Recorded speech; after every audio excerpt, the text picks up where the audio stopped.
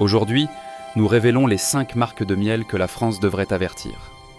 Nous ouvrons un pot que le public français n'a pas osé examiner de trop près. Parce que derrière l'éclat doré du miel de supermarché se cache l'une des catégories alimentaires les plus controversées en France de manière discrète.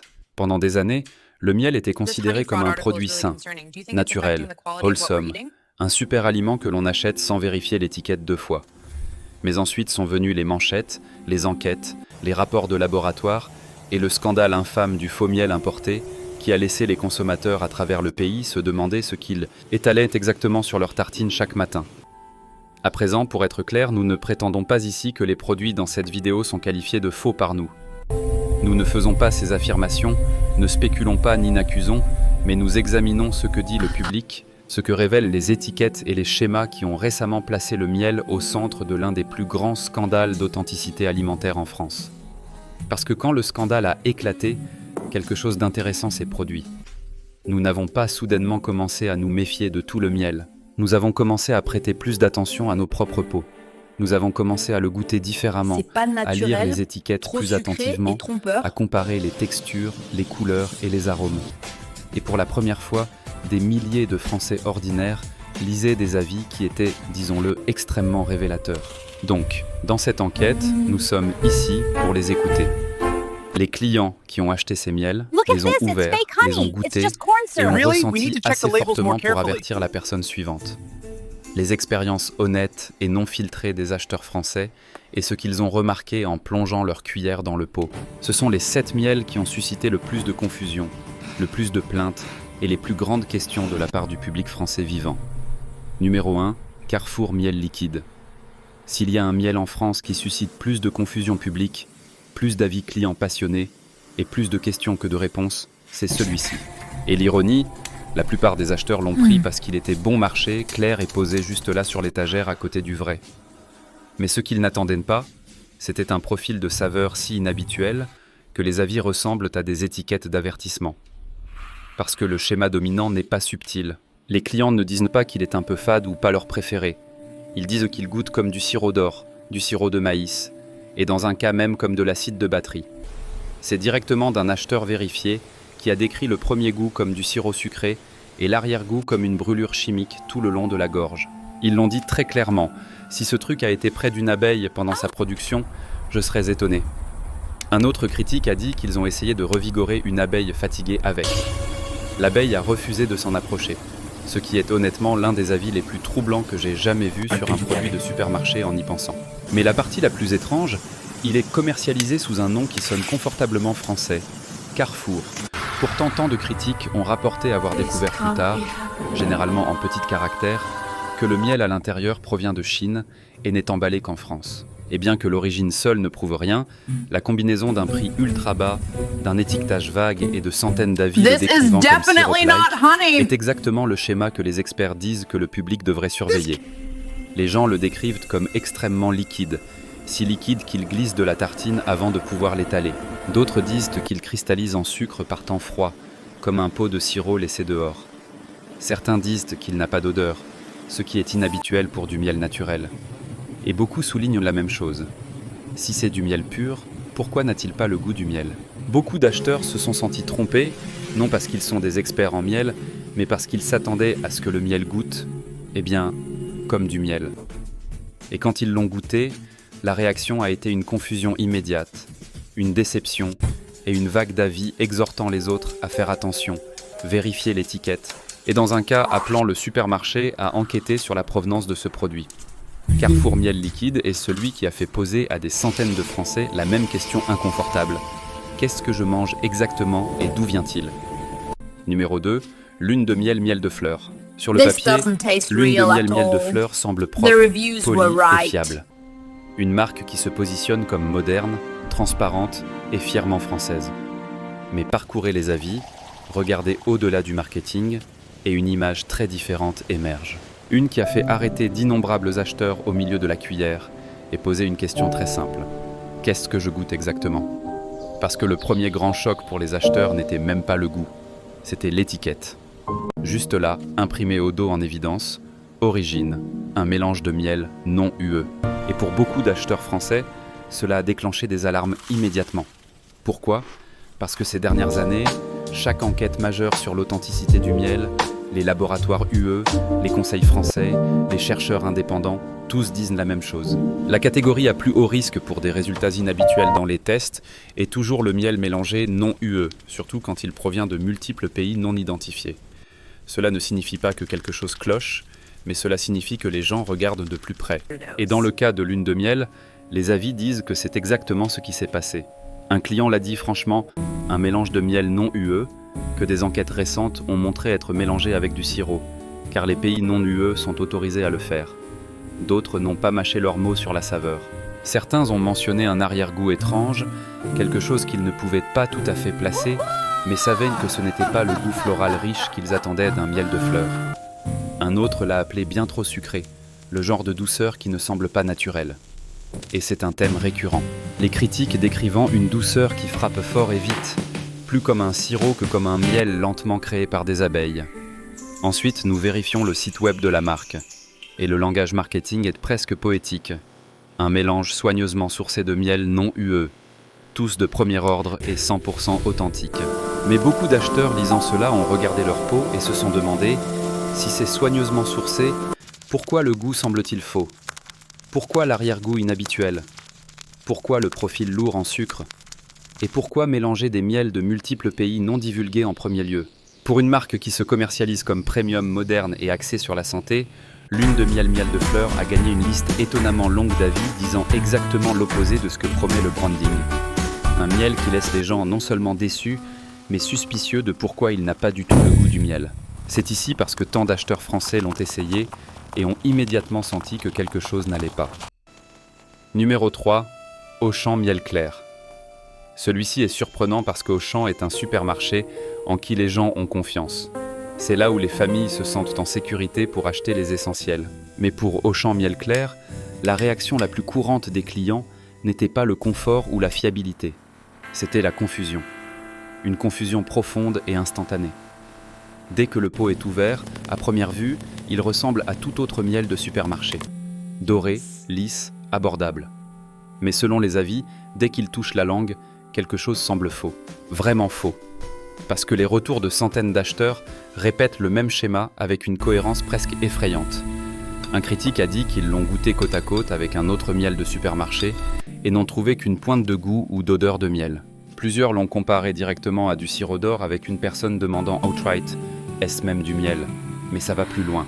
Quelqu'un a écrit « Ce n'est pas désagréable, mais ça goûte plus comme du caramel que du miel. » Un autre a dit « Je ne peux pas croire que cela puisse être vendu comme du miel. » Et l'un des avis les plus brutaux a simplement déclaré « Ce miel n'a jamais vu une abeille. » Maintenant, évidemment, nous ne pouvons pas affirmer cela, mais le fait que les clients se sentent obligés d'écrire cela publiquement vous dit tout sur le profil de saveur qu'ils ont expérimenté.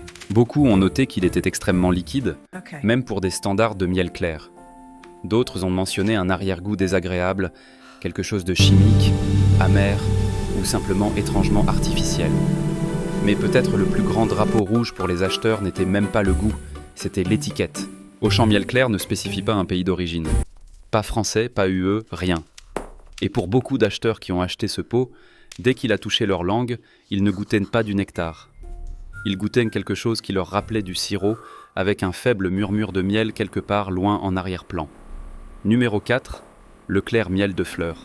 Leclerc est le plus grand supermarché du pays, donc vous pouvez imaginer combien de gens achètent ce produit. Et les avis ici ne sont pas juste déçus, ils sont très très inquiets. Non parce qu'il goûte mauvais, mais parce que les gens ne le reconnaissent pas du tout comme du miel. Le premier thème est frappant, les attentes en santé.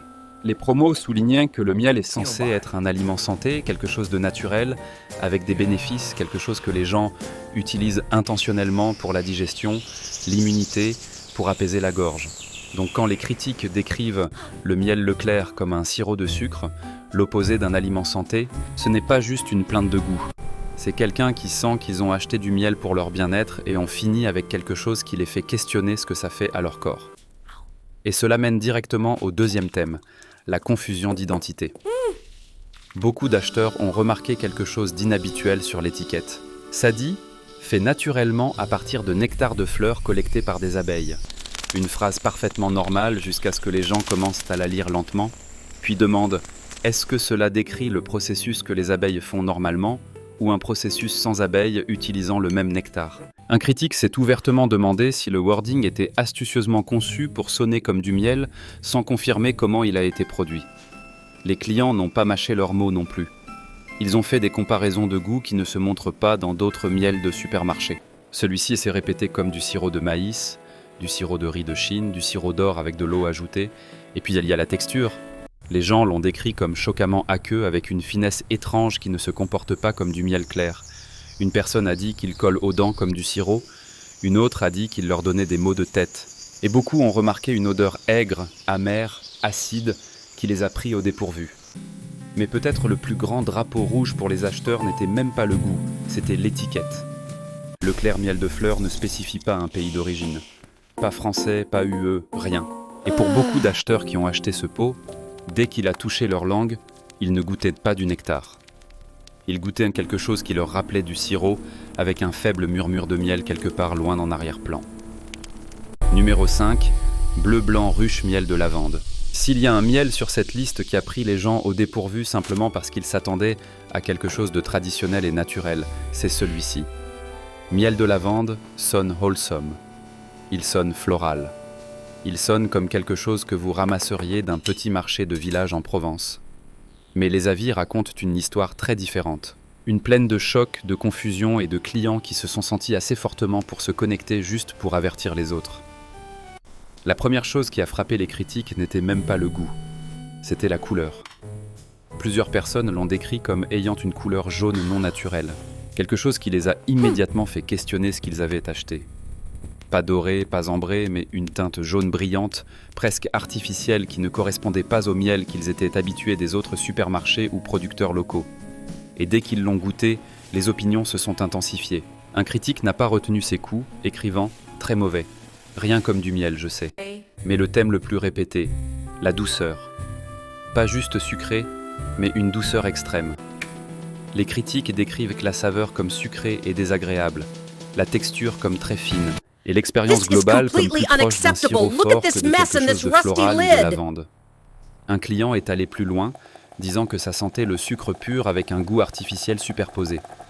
Nous ne voulons pas être durs, mais nous rapportons simplement ce que les clients eux-mêmes ont dit publiquement après avoir acheté, ouvert et goûté.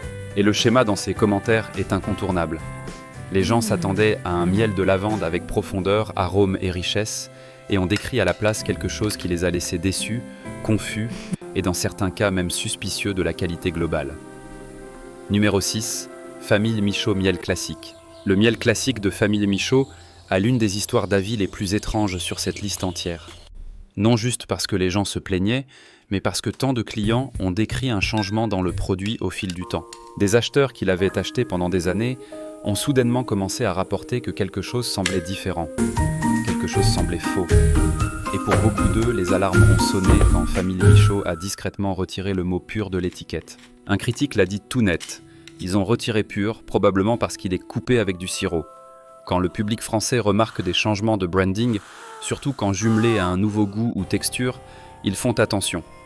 Une personne a dit que le couvercle était poussiéreux, le pot semblait vieux, et la cristallisation était si avancée qu'ils ont questionné combien de temps ils devaient avoir attendu avant d'atteindre leur cuisine. Ils ont demandé un remboursement immédiatement. D'autres ne se plaignaient pas de la cristallisation elle-même. Le miel peut cristalliser naturellement, mais du goût de ces cristaux. Un critique a dit qu'une fois cristallisé, la saveur était différente, un goût étrange qui ne correspondait pas du tout au miel. Un thème récurrent était la confusion d'identité. Plusieurs clients ont dit que le miel se dissolvait instantanément dans l'eau, ce qui les a fait penser que le produit se comportait plus comme un édulcorant ou une solution de glucose que quelque chose produit par des abeilles. Un même a dit qu'il prévoyait de le signaler aux normes commerciales parce que le comportement était si inhabituel. Et puis il y a l'angle santé, que presque aucun autre miel sur cette liste ne déclenche. De multiples critiques ont dit qu'ils achetaient du miel pour ses propriétés naturelles, pour ses bénéfices, pour sa richesse, pour sa bonté, seulement pour affirmer que la version de Famille Michaud semblait l'exact opposé. Une personne a dit qu'il n'avait aucune bonté dedans du tout. Une autre a dit qu'ils se sentaient trompés parce qu'ils avaient acheté du miel pour des raisons de santé, mais sentaient qu'ils avaient fini avec quelque chose de sucré qui ne livrait pas ce qu'ils attendaient d'un produit naturel. Même les acheteurs de longue date de famille Michaud se plaignaient que les grands pots étaient discontinués, remplacés par quelque chose qu'ils décrivaient comme une version bon marché de miel, qui cristallisait plus vite et goûtait plus faible. Il y avait même des avis accusant la nouvelle version d'être diluée, changée ou pas le miel que nous avions avant. Ce sont les voix directes des clients de famille Michaud qui l'ont acheté, goûté et senti que quelque chose n'allait pas. Bonus numéro 7, reflet de France miel d'acacia. Celui-ci est presque tragique parce que l'étiquette, le branding, même le mot acacia fixe une attente. Tout le monde connaît le miel d'acacia, pâle, délicat, liquide, floral, souvent décrit comme l'un des miels les plus lisses au monde. Donc les acheteurs ont ouvert ce pot en s'attendant à l'élégance et ont trouvé à la place quelque chose qui les a fait le fixer avec incrédulité avant même d'ouvrir le couvercle. Un critique a résumé le choc parfaitement. Nous avons regardé le pot, vu la masse solide horrible et dit « Ce n'est pas du miel d'acacia ». Et vous pouvez comprendre pourquoi. Le miel d'acacia est fameux pour cristalliser lentement. Certains pots restent liquides pendant des années. Pourtant, les clients de ce produit l'ont décrit comme solide, trouble, cristallisé et plein de cristaux de sucre. Même avant de le goûter, beaucoup sentaient que quelque chose était wildly incohérent avec le miel d'acacia qu'ils connaissaient. Puis ils l'ont goûté, et la confusion s'est transformée en déception. Avis après avis décrit la même expérience. Pas d'arôme, pas de notes florales, pas de saveur d'acacia du tout. À la place, les consommateurs disaient que ça goûtait comme rien d'autre que sucré, intensément sucré, épais et étrangement sans saveur. Une personne a dit que c'était si manquant de goût que ça ne pouvait être utilisé que pour cuisiner parce que le mettre sur une tartine semblait un gaspillage. D'autres sont allés plus loin. Ce n'est pas du miel, c'est du sucre. Il n'y a pas de goût de miel, pas d'odeur, rien. Seule l'étiquette dit que c'est du miel. Maintenant, nous ne faisons pas cette affirmation. Ce sont des citations directes de clients. Mais quand de multiples critiques décrivent un miel comme ayant zéro saveur, surtout une variété connue pour son goût doux, cela soulève des questions sur pourquoi le profil sensoriel est si loin des attentes. Mais l'avis le plus intéressant concerne l'influence. Un client a remarqué qu'il n'y avait pas d'avertissement pour les nourrissons, quelque chose communément imprimé sur les pots de miel, et s'est demandé si cela signifiait que le produit contenait si peu de miel traditionnel qu'il n'était pas considéré comme un risque. Encore une fois, leur spéculation, pas la nôtre. Mais le fait qu'ils aient même eu cette pensée est révélateur. Et puis il y a le problème d'origine. Les gens ont vu Reflet de France, un nom chaleureux sonnant local français, seulement pour découvrir que c'est un mélange de miel UE et non UE, les laissant se sentir trompés. Un critique a même dit « J'ai été dupé ».